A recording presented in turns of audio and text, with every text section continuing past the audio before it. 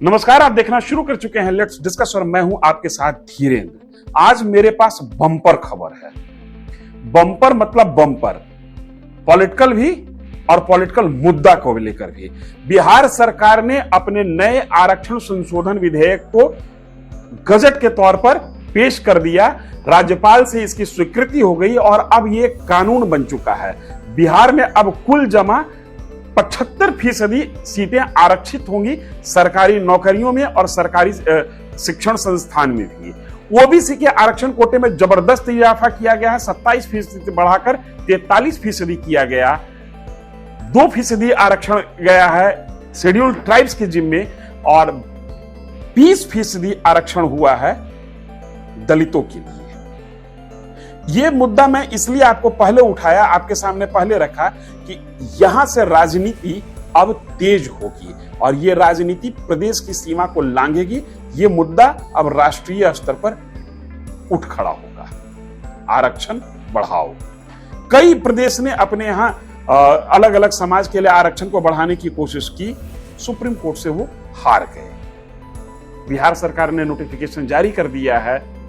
देखना होगा आगे इस पर कैसे राजनीति दिशा लेती है और समाज इसको कैसे स्वीकार करता है। ये एक मसला। दूसरा बम्पर खबर, उपेंद्र कुशवाहा ने एक लंबे समय के बाद अपनी चुप्पी तोड़ी है सोशल मीडिया के माध्यम से। जैसे ही आरक्षण संशोधन विधेयक कानून बन गया, उपेंद्र कुशवाहा ने एक ट्वीट किया है। ट्वीट बड़ा रहस्यमय है, ट्वीट की भाषा बड़ी रहस्यमय है। उपेंद्र कुशवाहा ने अपने ट्वीट में कहा है कि जो नई आरक्षण नीति आई है, इस नीति का क्रेडिट लेने का अधिकार उस पार्टी को नहीं है जो 15 साल तक बिहार में शासन में रहा। समझ लीजिए, नीतीश कुमार 15 साल तक नहीं रहे। नीतीश कुमार का 15 साल से ज्यादा हो गया है। ध्यान में रखिएगा इस बात को। 2005 से नीतीश बाबू हैं, 2023 में हम लोग बात कर रहे हैं और 9 महीना के लिए ये मौका दिए थे जीतन राम मांझी को, तो 17-18 साल हो गया ना। लेकिन एक पॉलिटिकल पार्टी ऐसी जरूर है, एक नेता ऐसा जरूर है जिसके साये में और जिसके खुद के मार्गदर्शन में बिहार में 15 साल तक उनकी सरकार रही। उपेंद्र कुशवाहा ने अपने ट्वीट में कहा है कि आज का यह संशोधन विधेयक करारा तमाचा है उस पॉलिटिकल पार्टी पर जो 15 साल तक बिहार में सत्ता में रही और अपने शासनकाल के दरमियान पिछड़ों को और दलितों को आगे नहीं बढ़ाया। क्रेडिट उपेंद्र कुशवाहा ने दिया बीजेपी को और कहा कि धन्यवाद देना चाहिए बीजेपी को, आभार जताना चाहिए बीजेपी को, इसलिए कि बीजेपी ने सर्वसम्मति से इस विधेयक को पारित करने में मदद की और बीजेपी के ही नेता जो कि बिहार में राज्यपाल हैं, उन्होंने त्वरित तुरंत इस अधिनियम पर साइन किया और इसको कानून का रूप दे दिया। यहीं से खेल शुरू होता है। मैंने कहा क्या कि उपेंद्र कुशवाहा ने एक अपनी चुप्पी तोड़ी है। ये चुप्पी जो शब्द है इसको यहां से समझिए। हाल के दिनों में नीतीश कुमार हम पर अटैक हो रहे थे। सदन के अंदर कुछ उन्होंने बयान दिया था, उस बयान के आधार पर नीतीश कुमार के अपने भी नीतीश कुमार के खिलाफ हो चले थे। उपेंद्र कुशवाहा नीतीश कुमार को हमेशा टारगेट पे लेते रहे, लेकिन उपेंद्र कुशवाहा चुप रहे। जीतन राम मांझी और नीतीश कुमार प्रकरण में भी उपेंद्र कुशवाहा चुप रहे और उनकी इस चुप्पी को हम लोगों ने समझा कि उपेंद्र कुशवाहा की वापसी होने जा रही है, जदयू के साथ फिर से दोस्ती होने जा रही है। और यह हम लोग हवा में बात नहीं कर रहे थे। कुछ जदयू के वरिष्ठ नेता ने ऑफ द रिकॉर्ड कहा कि हां, ऐसी बातें हो रही हैं। उपेंद्र कुशवाहा दिल्ली में जदयू के बड़े नेताओं के संपर्क में हैं और नीतीश कुमार से भी फोन पर उनकी बातचीत हुई है। जदयू के सीनियर लीडर से हमारे सहयोगी ने बात की, पूछा कि उपेंद्र कुशवाहा आजकल आप लोगों के खिलाफ उतना आक्रामक है नहीं जितना आक्रामक वो होते रहे हैं। जवाब था कि उपेंद्र कुशवाहा लंबे समय तक नीतीश कुमार के साथ रहे हैं। नीतीश कुमार के विरोध में कैसे बोलें, उनकी आत्मा गवाही नहीं देती। भाई यही उपेंद्र कुशवाहा है, जब आपकी पार्टी को छोड़ के गए थे तो कौन सा शब्द नहीं निकाला था, माने हर वो राजनीतिक शब्द का प्रयोग किया था जो अपने विरोधी पर पॉलिटिकल पार्टियां करती हैं। लेकिन आज जदयू के बड़े लीडर कह रहे हैं कि उपेंद्र कुशवाहा ऐसा नहीं बोल सकते हैं। नीतीश कुमार के खिलाफ बोलने के लिए उपेंद्र कुशवाहा 10 बार सोचेंगे। अब थोड़ा सा और पीछे चलिए। नीतीश कुमार हाल में नगरी नगरी द्वारे द्वारे घूम रहे थे। कहने का मतलब यह है कि कभी विजय चौधरी, अपने मंत्री विजय चौधरी के आवास पर चले जाएं, कभी ललन सिंह के आवास पर चले जाएं, कभी वशिष्ठ नारायण सिंह के आवास पर चले जाएं। आज सूत्रों के हवाले से जो जानकारी मिली है, उस जानकारी के आधार पर यह कहा जा रहा है कि नीतीश कुमार जहां जहां जा रहे थे उन तमाम नेताओं को यह जिम्मेदारी दे रखी थी कि आप उपेंद्र कुशवाहा से बातचीत कीजिए और उनको पार्टी में वापस लाने के लिए रास्ता बनाइए। ऐसी स्थिति में नीतीश कुमार के लिए यह भी जरूरी था कि उपेंद्र कुशवाहा के पार्टी में आते ही या उपेंद्र कुशवाहा से बात आगे बढ़े और बढ़ते ही जदयू में कलह न हो जाए। यह इसलिए जरूरी था कि उपेंद्र कुशवाहा जब जदयू छोड़कर गए थे तो राजद पर हमलावर हुए थे और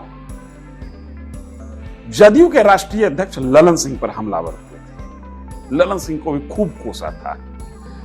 अभी ललन सिंह जदयू में हैं।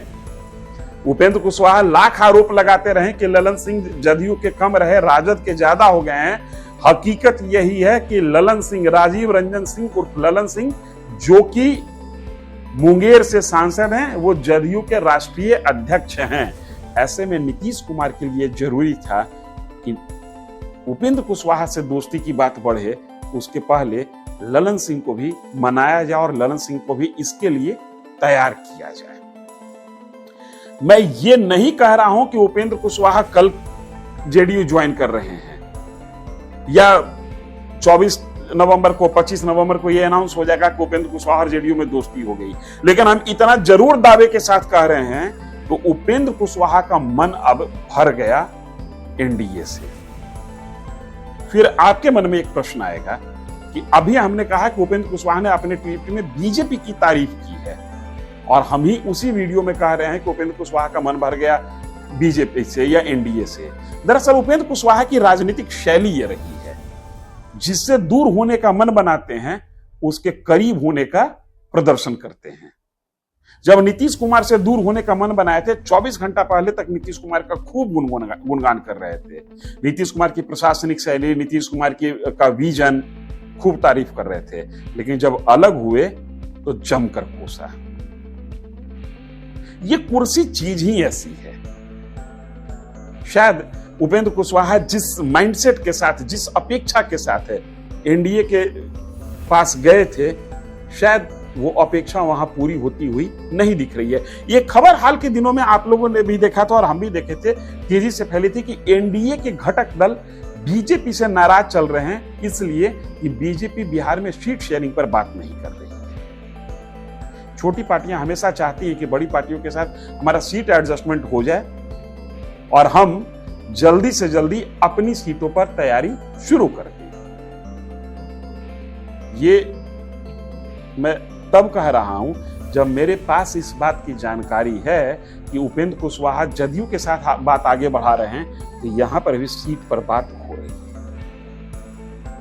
उपेंद्र कुशवाहा अपने लोगों के लिए जहानाबाद, सुपौल जैसे संसदीय क्षेत्र की मांग कर रहे हैं। अपने लिए तो जहां से चुनाव लड़ते होंगे उसकी मांग कर ही रहे होंगे काराकाट से, या हो सकता है कि इस बार उजियारपुर चले जाएं। लेकिन उजियारपुर जाने का रिस्क नहीं लेंगे, इसलिए कि लालू प्रसाद यादव हाल में ही ऐलान कर दिए हैं नित्यानंद राय के खिलाफ कि हम अगर तेज प्रताप यादव को भी वहां से चुनाव लड़ा दें तो तेज प्रताप यादव उनको हरा देंगे। तो तेज प्रताप यादव की आभा के सामने उपेंद्र कुशवाहा टकराने की कोशिश नहीं करेंगे। इसलिए यह संभव है कि जहानाबाद, सुपौल और काराकाट, ये 3 लोकसभा क्षेत्र पर प्रत्यक्ष मांग होगी और 1-2 लोकसभा क्षेत्र की और मांग चल रही होगी। और जब तक ये मांग मैटरलाइज नहीं होता है तब तक उपेंद्र कुशवाहा खुलकर जदयू के साथ नहीं आएंगे।